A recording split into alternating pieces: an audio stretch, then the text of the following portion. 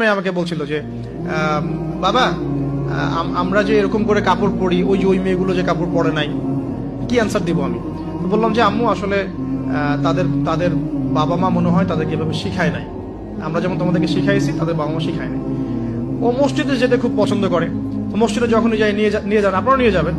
আর আমাদের সমাজে তো মসজিদে নিয়ে গেলে ধমক দেয়, হ্যাঁ, ডিস্টার্ব হয়। আর টার্কির মতো জায়গায় দেখবেন, টার্কিতে মসজিদে ঢুকলে চকলেট দেয়, গিফট দেয়। নববীতেও, এখন নবী হারামেও ছেলে মেয়েরা দৌড়াদৌড়ি করে খেলে বেড়ায়, মানুষ নামাজ পড়ছে, কোনো সমস্যা নেই। নামাজ আমার এতই দুর্বল যে একটা বাচ্চার দৌড়াদৌড়িতে আমার নামাজ ছুটে যাবে? আশ্চর্য কথা।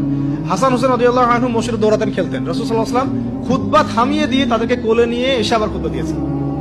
সেজদা করতেন তিনি, পিঠের মধ্যে ইমাম হাসান, ইমাম হোসেন রাদিয়াল্লাহু আনহুম তারা উঠতেন, উঠে বসতেন। তিনি সেজদা লম্বা করতেন যাতে তাদের ডিস্টার্ব না হয় খেলাধুলা। আজান হয়ে গেছে, আমি গুটিয়ে নিচ্ছি। একটা পয়েন্ট বলতে ভুলে গেছে, মেয়ে বাচ্চা যদি হয়ে যায়, শুরু থেকেই পর্দা শেখাতে হবে।